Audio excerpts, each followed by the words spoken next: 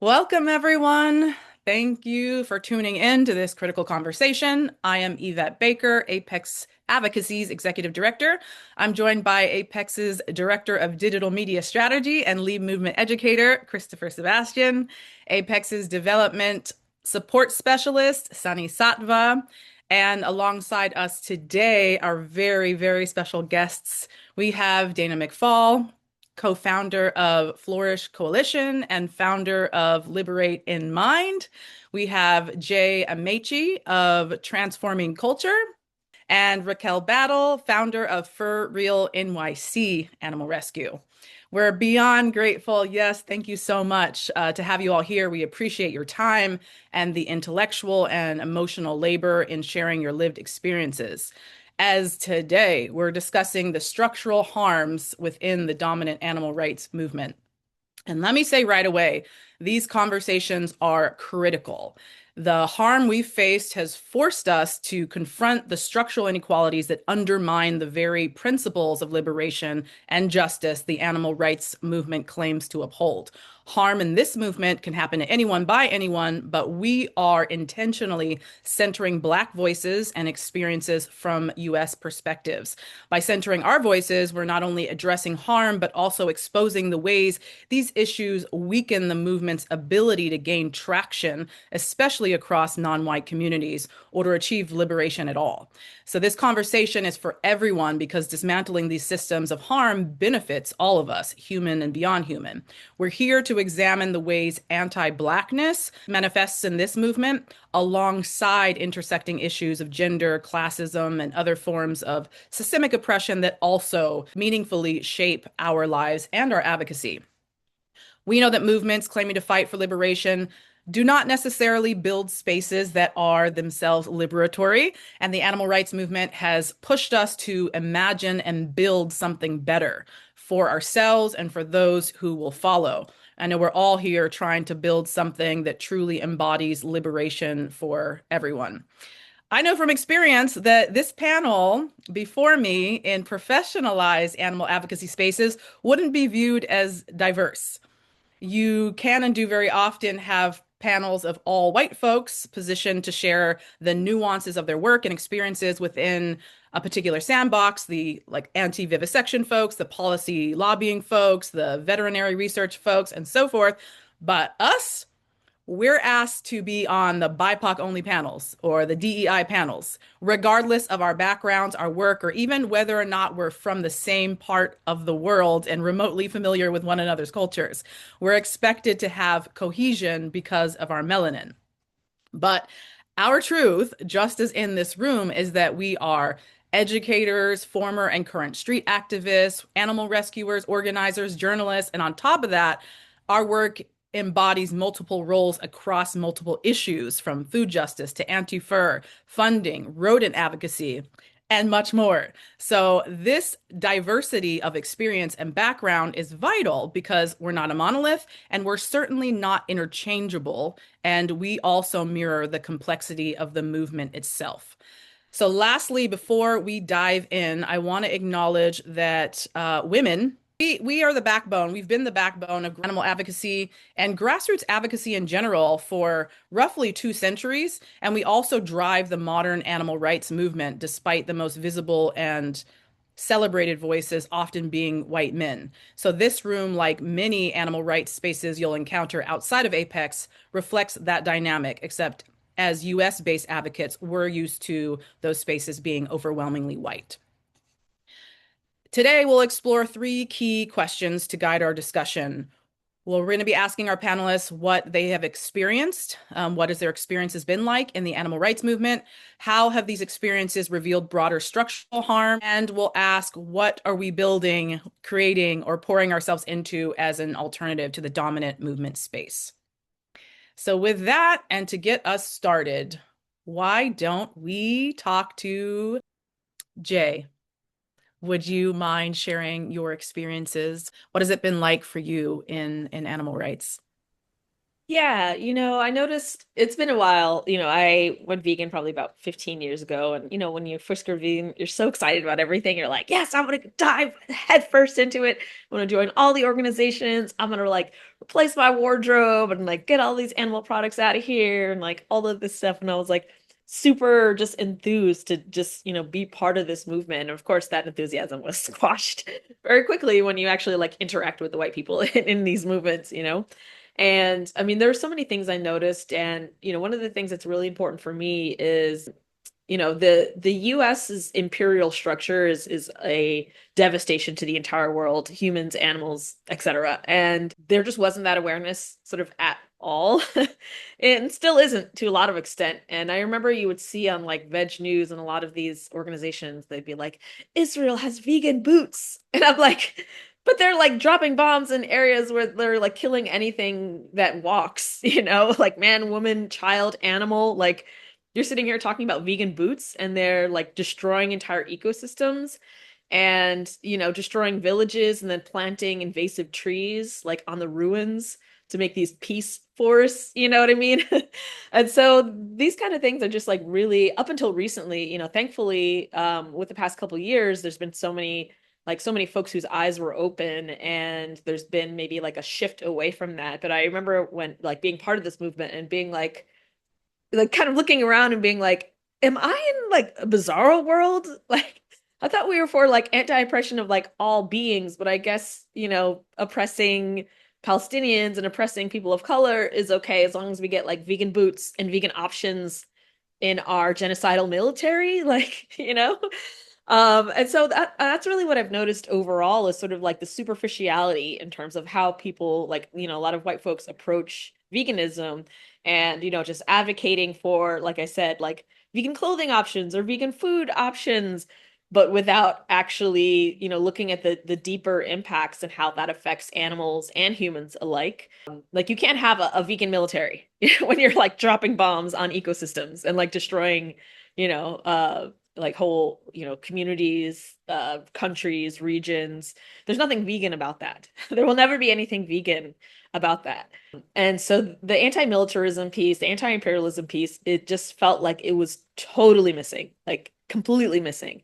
And, I could talk to some of my, friends, vegans of color that also understood this, but it wasn't something that was like generally discussed in like the vegan world. Again, recently I feel like with Apex and like other organizations, like that's changing, and I'm really, really thankful for that.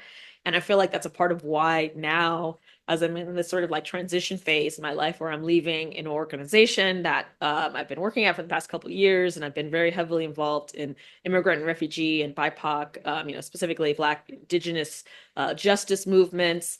And now it feels like, okay, this is a good time to get back into the animal advocacy space because there are these larger awarenesses, and it doesn't feel like I'm swimming upstream in terms of how I'm showing up in these spaces and feeling like, okay, there's so much that is just being overlooked, glossed over, ignored, and these are things that affect animals' lives, in ways that it's just not acknowledged.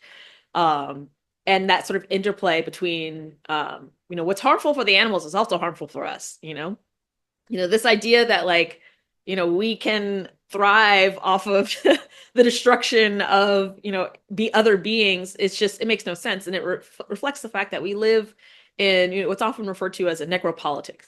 We live in necropolitics in the sense that like we live in a politics of death, and that is death of humans, death of animals. And there are people, there are businesses, there are entities that have power that make it so. This is not accidental. This is something that has been made intentionally, and something that has to be fought intentionally. And so that's kind of like where I'm coming from in terms of the animal advocacy movement, is really being able to connect struggles of humans with the struggles of animals, and understanding that like our survival on this planet is very much intertwined. And the fact that we pretend like it's not is actually a suicidal impulse. It is literally killing us all. Pretending like destroying animals in mass is not harming us. Like, of course it's harming us. It's destroying the world. And I saw the statistic that said something like 75% of animals have been killed off in the past, 100 or so years. And I mean, look around. It's like just climate crisis accelerating. We've all these things that are happening on a worldwide level. And I think both not just it's on the climate crisis level, but also on the spiritual level. Not to get into the whole woo-woo thing, but I'm a very woo-woo person in a lot of ways, and I feel like there's been this kind of like spiritual warfare that's happening, and how we treat animals and how we treat other living beings is a part of that spiritual warfare, and the normalization of violence and destruction of other sentient beings. And sentient is it's kind of a loaded term in my book. I think that other beings, regardless of if they're quote unquote sentient or not, deserve to thrive, and that can't happen in a necropolitic. And so I see my work as building towards a politic of life-centered design and life-centered ways of being. And a big part of that is being vegan and fighting for the animals, fighting for the environment. Because, like I said, our struggles are not distinct; they're not separate. Like, they are very much intertwined. And the more that we pretend like they're not, the more that we, I guess, give into that sort of suicidal impulse that is ultimately leading to our destruction as animals ourselves, on this planet. We share this planet with other beings. And, if we just treat this planet as if it's our playing ground, in the way that, and I say we as in, uh, you know, I think a lot of like maybe Western societies, and how certain ways of being have been normalized. And I mean, this is all related to colonization, and not to say that like our ancestors weren't necessarily vegan per se, but they had a very different relationship to animals. They saw them as living beings, as ancestors, as literal ancestors. That's what we came from. And so there was a sense of respect that we just don't really see in a lot of Western cultures, specifically dominant culture. And so I also see my work as getting back to that respect of animals as ancestors, and animals as related to us and part of us. So that's my ramble, that's my rant, I guess you could say, but hopefully it made sense. It did. Thank you, Jay. Beautiful, powerful rant. And we will talk a little bit later about more about the work that you are getting into and why you're building such work. So thank you. I'm really excited for this. Sunny Satva. Thanks so much, Yvette, and thank you for bringing together this conversation because it needs to be had. I've been vegan for over 10 years, and right after I went vegan, I got pretty involved in protesting and street activism, and very, very quickly, I got uninvolved. There was a lot of harm in the sense of just fear that I experienced that was never validated as far as police encounters, as far as my personal safety concerns. And that pulled me away from the animal advocacy movement. For years, I still remained vegan, advocating for animals in my personal life, but went on to work in climate justice and economic justice. And I got pulled back into the animal advocacy space back in 2020 and 2021. I during that time where it felt like the world might end during the pandemic, I felt like one crucial thing for me to do and with my time on this earth, who knew how long it was going to last, was to trace my roots and travel to Africa. I was born in the States. I felt this deep calling and deep longing to really come back to home is how I viewed it. And in 2020, I went to Kenya, bought a one-way ticket, had no idea how long I was going to be out there, and ended up living and truly creating and building community and vegan community for over a year in East Africa. And in that time, I learned so much about the state of the vegan movement on the ground. And that led me to launch a project called the Vegan Africa Fund, where my goal after working for years in economic justice was to try to get as much money as possible to people who are doing this important work on the ground. And I quickly learned that, despite this being a very different type of advocacy, advocacy for economic justice rather than strictly for animal justice in terms of protesting, the same disregard for my personal safety, my personal wellness and well-being, and truly valuing my work was found. So I consulted for multiple very large animal rights organizations like ProVeg and Thrive Philanthropy. Never got paid. There were many, many instances where I felt very disrespected, was not truly treated as an equal, despite this massive knowledge that I had on the ground working with activists, rescues, working with entrepreneurs who are pushing the vegan movement forward on the ground in Kenya and Uganda. And it really, really pushed me out of the movement again pretty quickly, where I realized that despite my passion for supporting what I believe is the future of veganism, which is Black folks in Africa and around the world in the African diaspora, I believe we are the future of this vegan movement, just as we've been the past of this movement. And I think it's so important for us to be well-resourced, well-funded, and despite me making that case and working as hard as I could to support these organizations, the the systemic harms that I experienced really made me realize that this kind of overwhelmingly white funding landscape that drives the animal advocacy space is incredibly predatory. And it's very predatory on people like all of us in this room who have so much lived experience, so much value, so much passion, so much knowledge. And all of that knowledge that I was giving away felt very extractive to me in terms of I had contracts that were never fulfilled. I had consulting that led to these organizations raising hundreds of thousands, if not millions of dollars that I never saw a cent of.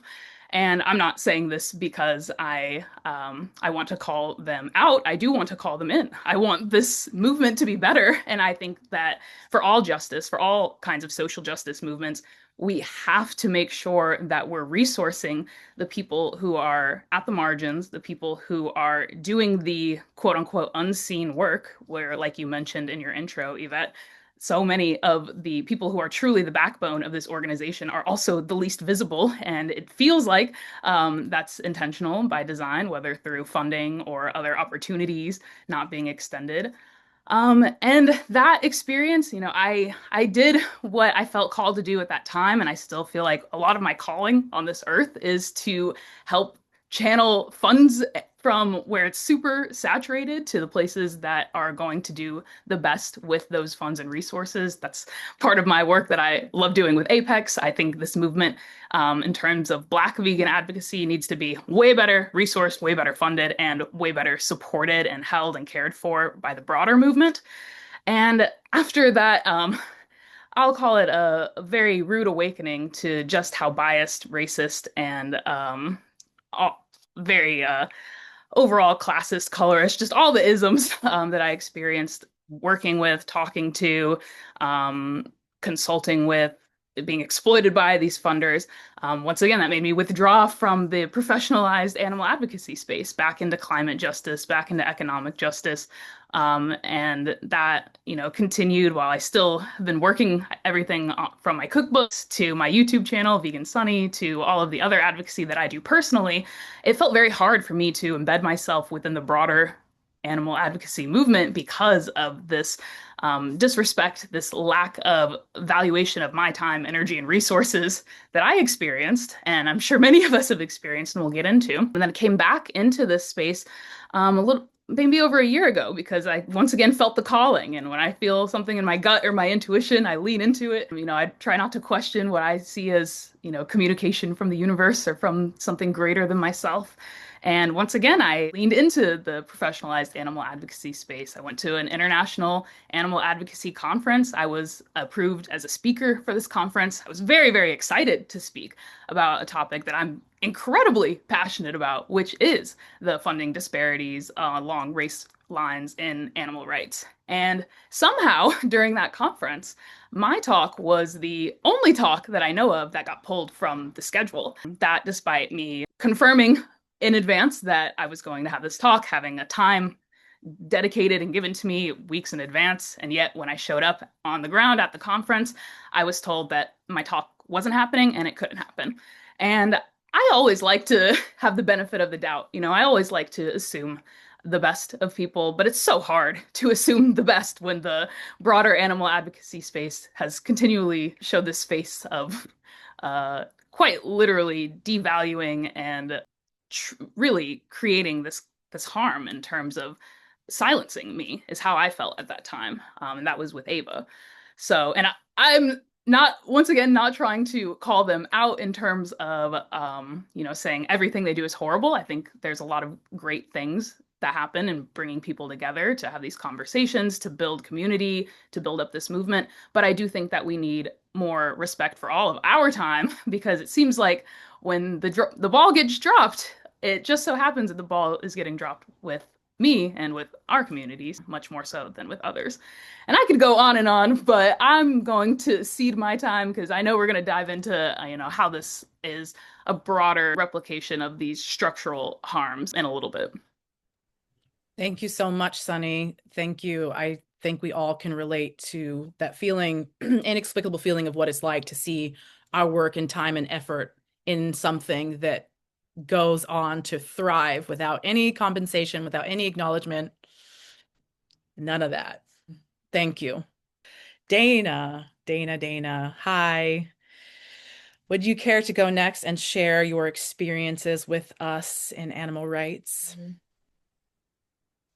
Yes, thank you, Yvette, for inviting me to be part of this conversation. And I've learned so much already from the others that have shared. I have been involved in animal rights and veganism for decades. And actually, which I'll talk about now, there was a time when I left the movement, if you will, because of the types of things that were going on.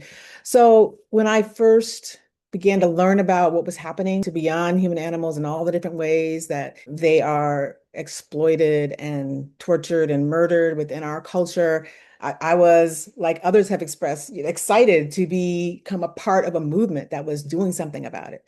And I would go to protests and I would go to conferences and talks and, about all of these issues to learn more and to have it complement what I was already doing, the work that I was doing around specifically women's rights. And I was working in the area of domestic violence at the time. And, given the ways in which usually companion animals are also caught up in that cycle of violence, I was very interested in expanding my knowledge about the other ways in which beyond human animals are harmed. So I was so excited to be with a group of people that were committed to making a difference. And as I got involved, though, I realized there were many challenges within the movement. I would often be one of a few, if not the only Black person in the room when I would go to conferences or I would go to protests or talks or anything like that. I had experienced people making blatantly racist remarks that were clearly anti-Black, that either were told to someone else and I heard about it, or nothing directly towards me that I heard, but I was shared, people shared with me comments that were made. I often felt like, as you referenced earlier, Yvette, I felt tokenized, if you will, in terms of, being brought to talk about issues from the people of color perspective, that type of thing, or talk about why there weren't more Black people in the movement, that kind of thing. And often too, I felt that when I would volunteer on different projects, whatever, but that my labor was exploited, because when I would look for ways to get paid to be able to actually support myself doing this work that I was so passionate about, I felt that those opportunities weren't available. And I think probably throughout my decades long career, I think I've worked and actually gotten paid by 2 animal organizations throughout. I mean, we're talking like 3 decades of doing work in this area. And in fact, the one time early on that I had a position, I was actually hired to be the head of an animal rescue organization. And in that experience, what I found was I had no real support from the board. I felt that the founder was constantly challenging what I was doing, as opposed to it being a collaborative process and us both moving towards the goals of the rescue organization. I felt it was very oppositional or very confrontational. And it got to a point where shortly before I was let go from that organization, I was accused of trying to steal their rescue van, which was completely unfounded. You know, the person who founded the organization actually asked for the documents. So the van was donated to us, and they actually asked for the documents, and to see if I had put my name on them. I mean, it was just so absurd in my view. anyway, I love that there. like Raquel is absolutely falling out right now because she is expressing through interpretive dance. I think what all of us are feeling right now with this story. Yes, yes, it was unreal, I have to say, really unreal. So in any event, I left that job and really had already started thinking about, okay, like this movement is not a place where I felt comfortable or I felt welcomed. Despite my passion for the issues, it didn't matter. And so I stopped being active. I left the movement and was thinking about and looking for ways that I could continue to work on issues that I cared about, issues of social justice, including animal rights. And at some point, I decided I was also a lawyer at the time, and I didn't want to pursue that anymore either. So I was just looking for a whole new way that I could express myself and do the work that I cared about. And so I decided to go into the field of humane education, went back to school, got a degree in humane education. And, that is the primary work that I do now. But since I think I graduated like in 2015, since that time, I've, looked for jobs and actually thought I had found an ideal job, if you will, for being able to do education and being able to talk about issues in a, intersectional way, in a way in which we talk about how these issues are overlapping. And I ended up getting hired by a large animal sanctuary. And before I took the job, I actually spent, I can't even say how much time I spent talking to people who worked there because I really wanted to get a sense of how was the organization, given all the concerns that I had had in the past. And I was frankly leery of taking a job with an animal organization. But the job was focused on doing education around veganism and social justice. And the people I spoke to seemed great and are great, frankly, the ones that I got the chance to talk to. And so I ended up stepping into that role. And initially, it was great. The colleagues that I got to work with were very committed to building the educational program that we had there that focused on veganism and social justice and doing programs for folks who were looking at learning about those issues. And within, I would say, I don't know, probably 6 months or so, I began to see that there were some in the organization that really did not support that program and the kind of work that we were doing there. And some key people began to leave. But, I thought, okay, I really enjoyed doing this work, though. I'm going to continue to try to do it. And then slowly but surely, the message that I got was that the work that we were doing was not valued. We had created this incredible educational pamphlet that talked about some of these issues and the way in which issues impacting farmed animals was related to human issues in terms of workers, in terms of communities, and it got quashed.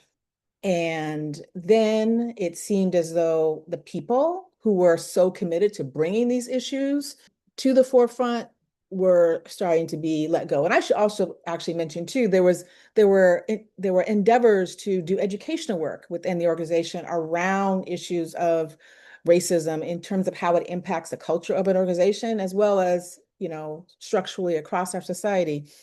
And there was definitely from some a resistance to even having those kinds of conversations, like questioning what that had to do with animal issues. Why are we even talking about race, kind of thing?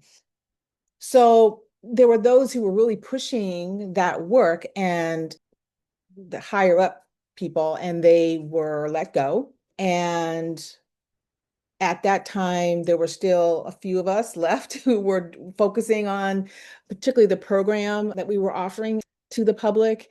And within probably less than 6 months, all of us left, or were asked to leave. And, my position was terminated. The program after I left, which like I said, saw the writing on the wall, doesn't exist anymore, as far as I can tell.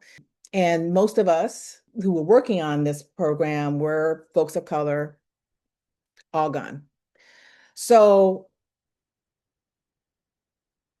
that was over a period of, I was there for about a year and a half. And it, when I look back on it, it's not surprising given my past experiences. It was disheartening for sure, because I felt that, here was at that moment when I joined, an organization that was bringing in these issues and seeing how the issues are connected and the importance of being able to talk about all those issues. And in the end, the people who really were committed to that work were pushed out because there were others, in my view, who did not like that direction and did not want that work to continue. And so we were pushed out, and the program, as far as I can tell, was ended. So I felt like it was a microcosm of some of the structural issues that exist within the animal rights movement. I just know that this movement has caused real harm to Black people. And, frankly, I really believe that the movement's resistance to, or in some cases, open hostility to talking about issues of race and racial injustice and animal oppression actually limits what's possible in terms of causing animal liberation, which is the goal that these organizations claim that they so heartily support. But they are committed, in my view, many of them, to upholding whiteness. And to that extent, in my view, they are preventing animals from being liberated. And they need to deal with that fact. Bottom line. So I'll end that there. Yes, a round of applause for Dana all around. That's right, Sebastian. Oh, we are all just so right there with you, so disheartened. That's a lot to hold and to hear, and for you to have experienced. Paving the way for us, though, Dana, really. I always tell you that privately, but I would love to tell you more publicly at opportunities like this, that if it were not for you and what you endured, I don't even know if we all be here right now. So yeah, we're here together now trying to push it forward, but thank you, Dana. And Raquel, I would love for you. I know we have a small container and we probably could talk for hours and hours, but what would you like to share with us as far as your experiences in animal rights? I had like two emotional breakdowns since you guys have been talking. Like I had to like leave. Like, and I sorry, like I don't mean to make people feel like this. I am also a bit of a crybaby. I'm really trying not to be, because I feel like it makes people around me feel uncomfortable. And then the whole room gets somber. I'm like, let me control my emotions. But I think everything I'm hearing, it's just like I didn't expect to have any kind of flood of emotion. Like I'm angry, and like I'm like, this shit hurts me to hear this shit.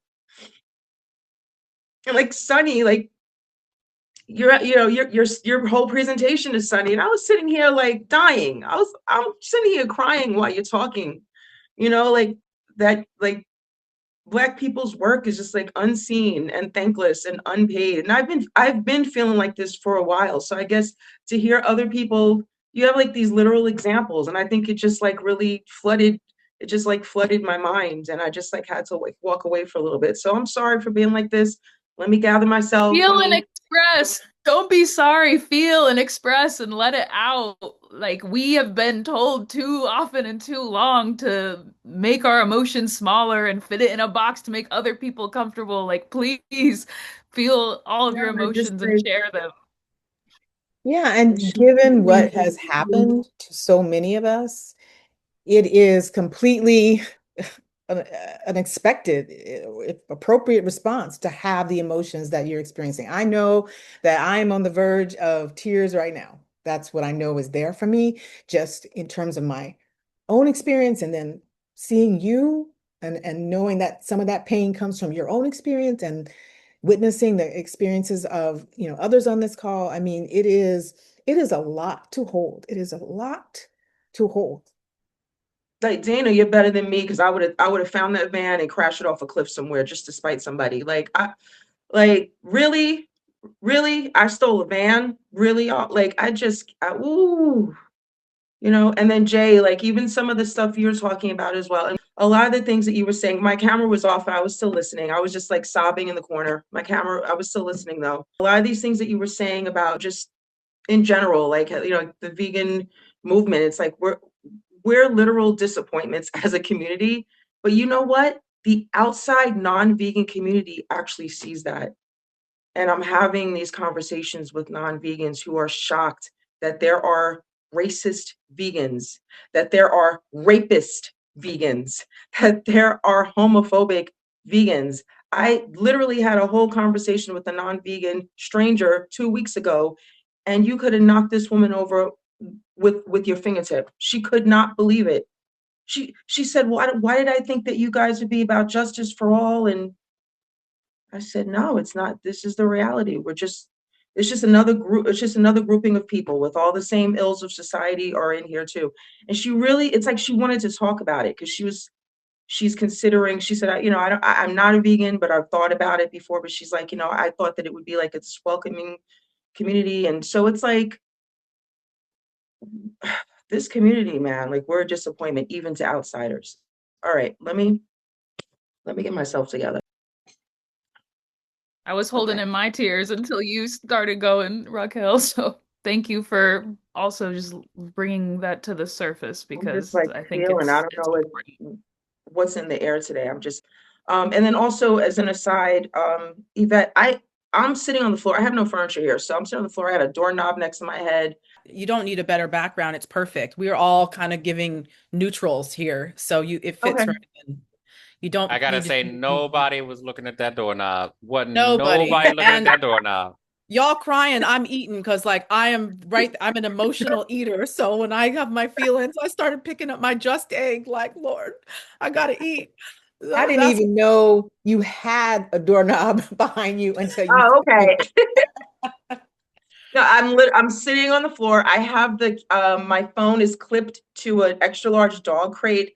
I am really ghetto, and this is just my life right now. This is an animal rescue, so it's not like every time I'm joining something now, I'm like, wow, everybody has like a normal looking setup and they have good lighting. And with each time I am improving, but this time I was like, damn, you can see that I'm sitting on a floor in front of a door, but we'll go with it. If you're saying it's not distracting, then we'll go with it. And of course, I've got like a cat that keeps on joining in. but I want to do Because I'm just saying, Mhm. I didn't know that we was not trying to be ghetto. Like, and don't be Okay. fooled by nobody's background, because let me tell you, quiet as it's kept. My clothes is hanging up over here. Oh, My clothes is show it. hanging up on the door behind me. There's a lot Oh, of stuff damn. going on around here. There's a lot of stuff going on around here. We just I just took the bonnet off my head. The bonnet is over here. Like, we just like, there's a Oh, lot. Don't be fooled by the lighting that I got. It's just like, yes. we're all very, very regular up in here. So All right, good. As our other guests have already said, a long time ago, became vegan, was totally on fire for it, and joined activist groups, doing demonstrations. And although I am extremely introverted, I have like a really strong extrovert current, I've been told. And I also have a very loud speaking voice. And I'm just a very bold person naturally, even though I'd rather be hiding in a corner and like being invisible. But my strategy is to like be loud and be the life of the party and whatever. So I was definitely zeroed in on, every space that I would join with like an activist group.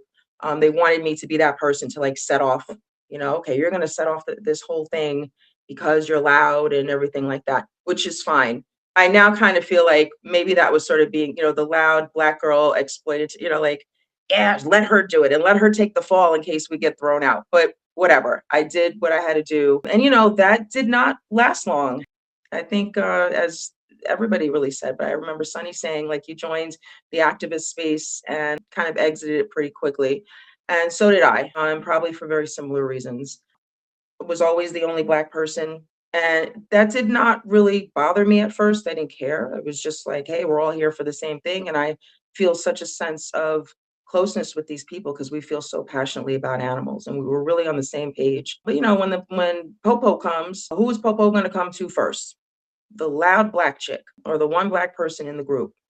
And then what's going to happen? So that started becoming a concern as police started getting called on us. And then the last time I actually did anything, I don't want to say the last time, it was within this one specific group that had very specific actions. We were doing like disruptions and certain very specific demonstrations. I was threatened with very violent physical assault, and the entire group, even had a videographer there. He put the camera down and turned his back while a man was just inches from my face saying that he was going to brutally and violently assault me. And it was like on cue. The entire group just sort of turned their back on me and moseyed on down that way. And I was left alone. It was almost like a SNL skit on don't be the only black person in your protest. I mean, it was like on cue. And I was like, wow, my life is actually really at risk right now. And trying to have a conversation with the organizers, who I do not feel that they were anti-black. I feel like a lot of people are just nurtured in anti-blackness and they're coddled in it. And then their actions just reflect it without them knowing it.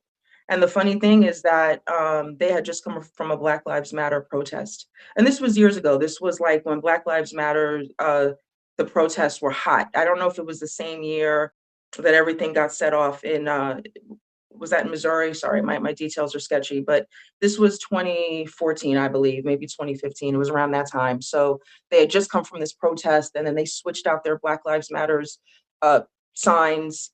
Then we had the animal rights signs. It was like, yeah, yeah, yeah. And so I think that they had good intentions, but I think it was just, you're not used to actually protecting Black people. It's just not in your behavior. You've never had to do before. In your heart, you believe that you are pro-Black, but when somebody comes and threatens a Black person, it was like clockwork. They all just turned their back and literally left me to stand alone and to fight for myself. So that was a very sobering moment for me. I would then join another group that was mostly anti-fur, with a pretty famous anti-fur activist out here in New York City. My experience there, I did not really feel anti-Blackness. It still was not a diverse group, but eventually that would fall apart. And the person who's the famous anti-fur activist would go on to make statements online that were anti-Black.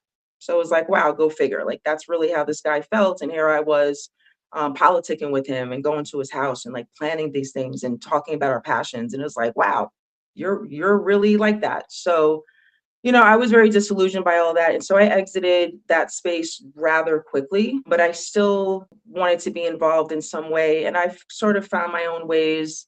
Around that time, I would join Instagram, and then just sort of like found ways to maybe sort of do things online, and found like my vegan community there, which would then also prove to also be anti-Black and problematic as well. Eventually I would come to know, but I was still pretty naive about a lot of things at that point. So I wasn't really connecting it. It took me a while to really piece that together. But yeah, then I would just, rescue was always like at the heart of my work. And so I would sort of just get back into that more and more. That was sort of the foundation of like the actual activism work within like the demonstration and disruption sphere that I was working on. And it was short-lived, and it was, for those reasons that I mentioned. Thank you again for all of that. Thank you so much. Sebastian, last but not least, if you want to share a little bit about your experiences, we'd love to hear them. Absolutely. Yeah, like I don't know how to follow up the rest of these like brilliant ladies, so I will be brief and try to be concise. My experiences have been mostly personal, and I will say that like one thing that I have felt is that I have not been respected as a knowledge worker in this movement, in these spaces. I'm sitting here today as a person with 10 years of experience as a lecturer, university lecturer, as a writer, and as a journalist, and like a lot of my work is focused on mass communication and political organizing. You would think that like, my background in media around these things would actually mean that I have a lot of input in my expertise. However, that's not been the case. When I get invited to speak places or when I get invited to participate in conversations in animal liberation spaces, oftentimes it would simply be centered around the color of my skin. Well, can you talk about being Black? Well, can you talk about slavery comparisons? Can you talk about, like, how do we bring more people of color into the movement? Diversity, equity, inclusion, DEI, all of these things. They come and go, like, in popularity as, like, as political climates shift. And I can talk about those things, and I don't mind talking about those things to an extent. But what I would also notice that, like, adjacent to that is that there are people who are a part of this movement who have a fraction of my expertise. And I don't say that with any narcissism. I don't say that with any, like, overconfidence. I say that just a sheer statement of fact, who always got invited to talk about those things and to participate in those conversations and got invited into those spaces. And that is just racist, I have to say. And it's not like, it's not something that like that keeps me up at night. It's not something that pains me, but I do think that, as Dana put it, it's something that I would imagine that you would recognize. This dynamic is actually detrimental to the movement. You're not liberating any animals as long as you are holding up white supremacy. And like, that's happened over and over again. It is enormously frustrating. And like, I think that the biggest thing that I've taken away from this is that I'm not the only one that happens to. I'm not the only one that has happened to. I've seen it happen over and over again. And another thing that I have noticed is that, like, where my expertise has been invited for the purposes of consulting or like, or like brainstorming or any types of ideas that I have contributed to individuals or organizations, oftentimes those, like, those ideas that I have contributed, they don't want them at the time, but I see them crop up months later. And it's not that they reject my ideas, it's a rejection of me, because the nature of my work, the ministry that I participate in, is far more radical than a lot of professionalized animal rights spaces are willing to like engage in or willing to embrace. And so that, like, it's an individual rejection, but they're very comfortable with my ideas. They're very comfortable with adopting and watering them down and making them palatable for audiences that don't really want meaningful structural change, and or for donors who fear that change or will not primarily benefit from that change. And that, like, that's one of the huge contributing factors why I don't really participate in a lot of mainstream animal rights spaces, because I don't want, like, any work that I have, like, that I have used my creative and intellectual resources for to be bastardized in that way. And like, and I don't want other people to, like, to experience these things secondhand or be harmed by them because other people have misused that knowledge work that I have created or in some way inspired, if you will, in other people. And so yeah, like I don't think of it as something that is, like, personally harmful, but for myself, but I think of it as a matter of frustration for me. So yeah, that's my short, fast, and dirty contribution to this discussion. Thank you, Sebastian. Ooh, so much of that was so intimately relatable. We've actually talked about some of the broader structural implications already in our shares, so that was very helpful. So at this time, though, I will ask intentionally with that question, if anyone would like to offer anything else that they haven't shared or that hasn't been brought up already. How have these experiences revealed broader structural harms within the movement? If anyone would like to share, you can just go ahead and unmute yourself. I will tell you, at least in the rescue space, that funding, like, these things are 100% dominated by white people. Funding, worthiness of funding, being considered to be competent, enough to receive all the funding. Even if it's done in a blatantly, like there's illegal things going on, there's shady things going on, there's scammerific things going on, and we can see it, and that they will still be favored. There's also, I've noticed that my competency is constantly brought into question. And I could be 3 times as experienced as the person who's telling me, well, you need to do this or this, and they're not afraid to say this publicly. Like this is on a public forum, a comment, thread or whatever, and people are seeing it. And it's just like competency is just constantly, brought into question. Like what Sebastian was just saying, like, I'm more competent than you and I'm more experienced than you. And why is my experience being called into question or undermined? So, yeah, maybe these are far more than anecdotal and these are structural. And it's definitely something that I've seen, but particularly the funding aspect, which then like leads into, well, we don't see you as competent, so we don't think we have to pay you. And we don't think that you deserve the funding. We'll just give it to this person over here.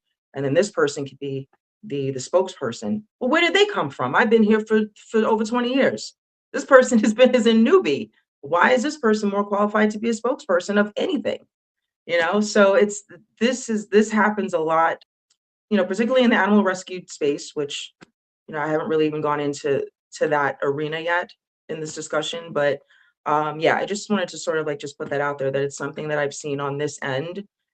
And yeah, it probably is structural. Thank you, Raquel. Certainly is. Certainly so. Anyone else want to add any notes about structural harms? Yeah, just a few things. I mean, I just think that, I mean, this has been, I think, referenced by other people that have spoken, that, the animal rights movement, it tends to be white dominated, and the power and resources are hoarded by people who are white, frankly. I mean, that's just, to me, those are just facts. And many people within the movement are not open to the ideas of Black people in terms of a broader analysis that we might offer in understanding animal oppression and strategizing about how to achieve animal liberation. So our voices, our leadership tends to be suppressed. We very often are not working in the organizations, certainly not in leadership roles, and our ideas and perspectives and lived experiences are not incorporated into the conversations. And there's a lack of willingness among some to even talk about or building coalitions with, BIPOC communities that are impacted by animal exploiting industries, like the US food system. There's a lack of connections that are made to the root causes that are driving animal oppression, that also drives human oppression, white supremacy, colonialism, racial capitalism. Like none of those things are, it seems to me, among many are talked about, and it's not included in the analysis or in the strategizing or in thinking about what the ultimate goal looks like in terms of liberation for animals and liberation for for people, for the planet, frankly. So I feel like that, for me, is just fundamentally part of the structural problems that exist. And as we have talked about earlier, that hinders being able to achieve those goals, which is why I so appreciate, Yvette, you talked about, Apex 2.0 and really trying to create spaces, it sounds like, outside of the traditional animal movement. And I really think that's necessary if we're really talking really serious about being able to liberate beyond human animals, but also people, right? And the planet from the extractive, exploitative, harmful systems that we all have to endure right now. I share that ministry, as Sebastian would say. I would love to know from each of you, what are you building, creating, pouring yourselves into as an alternative or alongside, adjacent to, because real talk, it is hard to fully operate outside of the dominant animal rights movement. That is the case with Apex as we move through in the funding landscapes. Bless you, Sunny. Because yeah, it is really difficult at this time. I'll just say that. Would anyone like to share with us about what you are building at this time? I'll have Jay. Why don't you go ahead and go first? I knew you were going to pick me. Yeah, I've just been thinking a lot about how, the nonprofit industrial complex is like part of this structural system, which is fundamentally harmful. And yet we need resources, And so, I'm thinking a lot about systems, right? Because as Dana was saying, I feel like a lot of that is missing from animal welfare, animal rights conversations. And specifically, I'm thinking about the concept of life-centered design, life-centered ways of being. And right now, as I'm shifting different roles and transitioning out of a role, with transforming culture, that's really what we're thinking about in terms of like how we're building capacity of like organizers and activists. Because, first of all, we live in a very traumatic, harmful society, and we need to be constantly healing from the effects of like what we're experiencing like on a daily basis. And so that healing justice work has always been very important to me. And it's something that I'm leaning more into in this moment of my life. And also, I feel like the understanding life-centered ways of being is part of that healing. It's part of that reconnection to pre-colonial ways of knowing. It's part of how we think about what's possible in the future, because our current society is so limited by the necropolitics and the imperial core that we exist in right now, which is thrives and intentionally creates death and suffering because it's profitable. There's a profit motive to a very, very small group of people. So as I'm thinking about these things, I'm thinking a lot about like, how do we shift power from that very small group of people that really does not care whether or not the planet is destroyed, human or animal. These folks think that they can send themselves to Mars or create a big bunker or whatever. They're very much unconcerned with the destruction of the planet, or they're 90 something years old and they don't care. They want their enjoyment for the next 5 years of their life. They want to be billionaires, and then they want to pass it off to their kids, but also they're not concerned about what kind of world their kids are going to be living in. And so there's this combination, I think, within the power structure of people who either don't care about the majority of life on this planet, or they're just delusional. And, they refuse to reckon with the fact that like we have to fundamentally change everything in order for like us to survive on this planet. Like as we are living now, like nothing can survive this long term. Not human, not non-human animals. We fundamentally have to shift everything. And a big part of that is destroying capitalism and colonialism. And there's this concept of remembering, right? Because the majority of human history has not been this destructive. This is an anomaly. And so when we think about life-centered ways of being, part of that is remembering how we were before colonialism came in and decided that Black people were chattel, and that Indigenous folks were obstacles to the land, and so they need to be exterminated. And before all of that, we had a very different way of interacting in the world.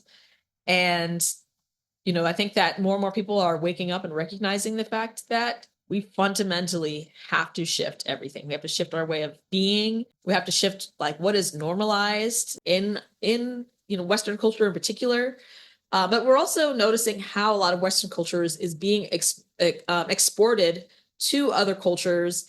And, the industrialization of things like their food industries are actually accelerating suffering and accelerating climate crisis. So we're seeing this like imperialism and colonialism that's being brought to other parts of the world.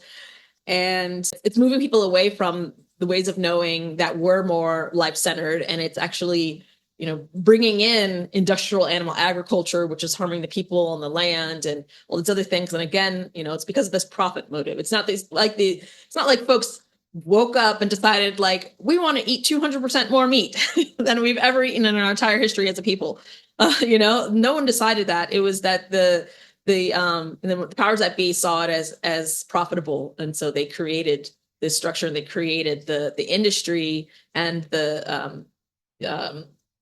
they created the demand for animal products in a way that did not exist previously, in the same ways, at least. And so I'm thinking a lot about that, and like, how do we fight that kind of cultural imperialism that happens, and how do we understand how, the meat industry is a part of that cultural imperialism. Yeah, because I'm an internationalist, and our struggles in the US, in the imperial core, are fundamentally, especially as people of color, are fundamentally connected and intertwined with the struggles of people around the world. And the sooner we recognize that, the sooner that we can liberate all of us, humans, animals, etc. So yeah, that's my second rant of the day. But yeah, that's where I'm at. Thank you, Jay. Thank you for that. See, Sebastian, you better call Jay too when you get on to our virtual lecture series with Apex. Please give Boo Boo a call because we need as many Jay dissertations as we can get. Would anyone else like to share? Some of y'all got projects. I know, Raquel, I would love for you to talk about For Real while you're doing that, or Dana can talk about Liberate in Mind or Flourish. So for the past couple of years, I have been envisioning a project, which I'm now calling Liberate in Mind, to create educational programming and resources. I'm an educator at heart. That's what I love to do. And, provide opportunities for people in different movement spaces to learn about the ways in which race and the idea of the animal have, at least in this country since colonialism, have evolved together, and why understanding that is important if you're talking about liberation for beyond human animals and liberation for people in particular. I focus a lot on anti-Blackness. And so I am in the process now. You talked about the nonprofit industrial complex, of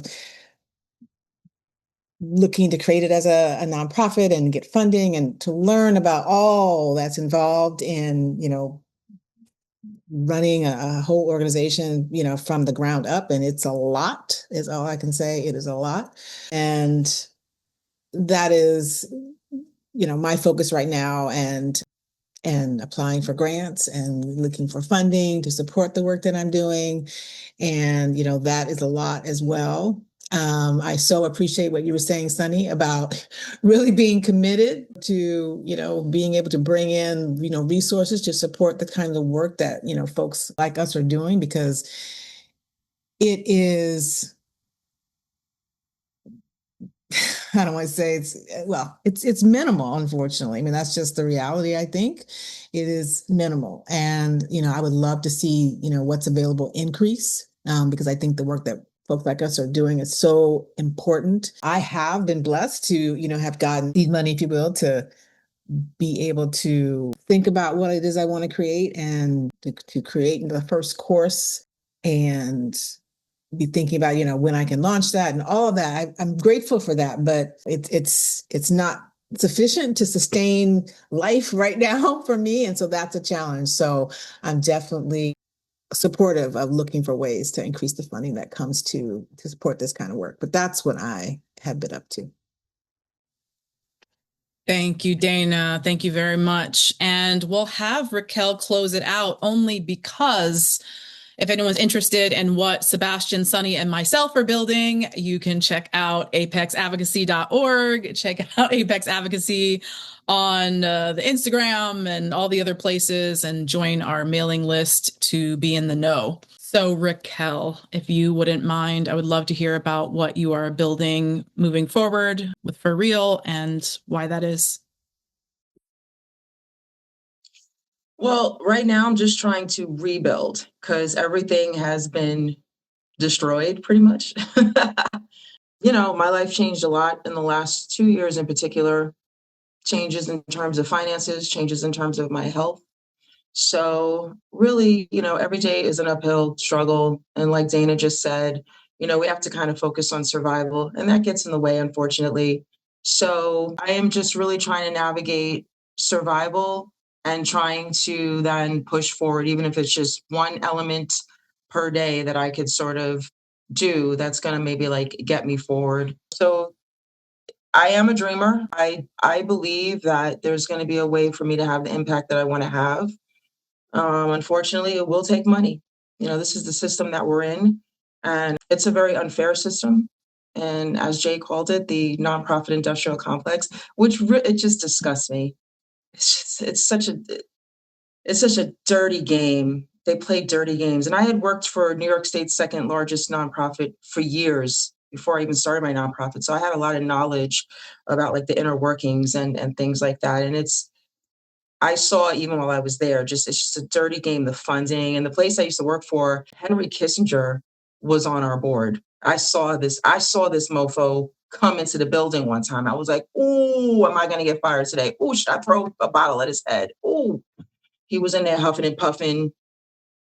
Uh, and the Rockefellers, also the Rockefeller Foundation was funding. I mean, it was just all types of evil money was coming in, and I was able to get this snapshot of like, wow, like look at the money that's coming in, and then why are we restricted to, just even the way that we set up. It was an international education, and even the way that we couldn't call certain places countries. And then my manager had traveled to Israel at one point, and we had to prepare different passports for him because then he was going. So it was just all this stuff. And I was like, wow. And I was sitting back watching that, like, how much good are we doing? Like, we're sellouts to like all these different systems and regulations and everything. So I got like a glimpse of it at that point from like a much larger nonprofit standpoint. And then I started my own little operation. And it's definitely hard. Money is needed. I just need to like hit it big. I'm a dreamer. I'm in a city with a lot of rich people. And I'm just hoping that my dazzling personality will reel in some old money person who just like likes animals or likes me, likes what I'm given. I don't really know what I'm given right now. But some people are still drawn to this mess. So we'll see what that holds. I loosely have a plan in my head, but I want to have an impact. And so wherever that goal takes me, right now, I really find myself also advocating for impoverished people. Like I'm in this space so deep right now, and there's a lot of things that I'm noticing that I did not notice before. I thought I grew up poor. I did not grow up poor. I went to private school. We had food every day. My family, I'm from a greedy, greedy ass family. I'm talking about my mom used every Saturday morning 2 loaves of bread for French toast. We were some greedy, gluttonous mofos in my family. We were not poor. I mean, we probably were poor, living check to check or whatever, but we had everything we needed. And so now, as someone who's truly in poverty, I really get it now. I really see things a lot differently. So this has really expanded my vision, in terms of within rescue and animal advocacy and just sort of beyond that. So there are other spaces I think I want to work in or branch out to while still staying within the animal rescue space. So we'll see. I'm trying to cultivate some ideas now, but really, it's about funding, money. I still believe it's going to happen for me. I have to dream. I'm not going to sit here and cry and complain about it. And we'll see what happens. My brand right now is literal poverty, and no one can clown me for it. I literally on my social media, I describe my rescue as being bankrupt because that's what it is. And it was funny. Somebody tried to make fun of me the other day, like in a comment thread. And she said, "That's why you'll always be NYC's most bankrupt rescue."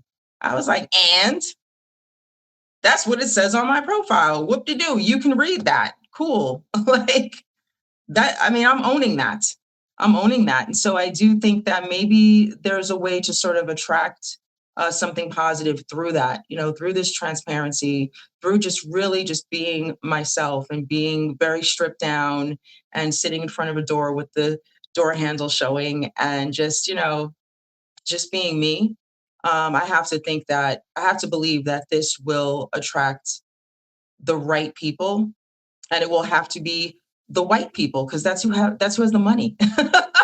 And so there are people who will appreciate this. Now, I actually did have somebody who was trying to do a little something with me and help me out. But then I got colonized with it. So they were willing to help me out, but it was sort of like with telling me what to do and, well, you're not competent. And basically at the end of the day, we'll help you, but you don't deserve what you have. You don't deserve to run the rescue because you've already failed. And it's like, wow, before I failed, I had so many years of not failing. I had so many years of having an impact. I've helped so many people. I've helped so many animals. And it's there, like it's my history, and it doesn't matter. So I want to avoid those trappings. I don't want anyone to come in and try to control what I'm doing, control my image, control my branding. I don't want that. This is what it is. Okay, if right now it's bankruptcy, it's dysfunction, it's chaos, that's what it is. And I'm going to work within that until I don't have to work within it. And so hopefully I will attract the right funding.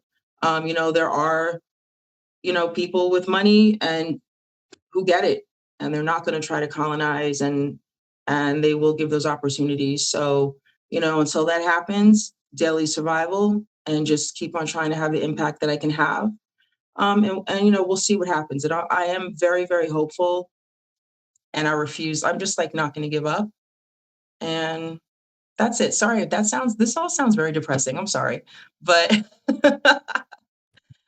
sounds funny that I really do feel like this. I really do feel like I don't complain about this. These are the choices I've made. And to be quite honest, I would do things differently if I could go back in time, but I would not choose a different path. This is literally where I'm supposed to be. I'm supposed to be having this type of impact. When I was doing well in life financially, I really could have just moved to another country and just moved the small amount of cats I had at that point in time, and just been a rich bitch. And I didn't want that. I didn't want to fail either, but I wanted to have the impact. So I'm going to have that impact no matter what, as long as daily survival is still on the table. So that does take up a lot of time, but the little bit of time that's outside of that, yeah, I'm going to push forward.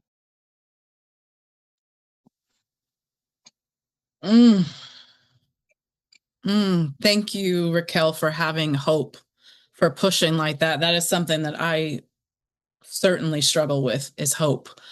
And I needed to hear this. I really needed to hear you. I think we all needed to hear that. So thank you. And thank you all for being here and for sharing, pouring out all that you did. I wish that Apex's founder, Christopher Eubanks, could have joined us. I know he intended to, but could not make it today. And I bring him up because he and I are good friends, and we go back and we share the same experience.